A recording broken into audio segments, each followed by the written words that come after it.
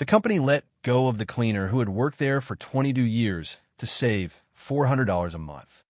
For months later, 3 executives were taking turns calling her, begging her to come back, even for a single afternoon. Rosa started cleaning those offices back when they were a single rented floor with 4 desks and a photocopier that always jammed.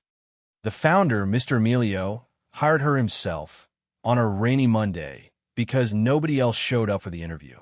For 22 years, Rosa always arrived before anyone else and always left after everyone had gone home.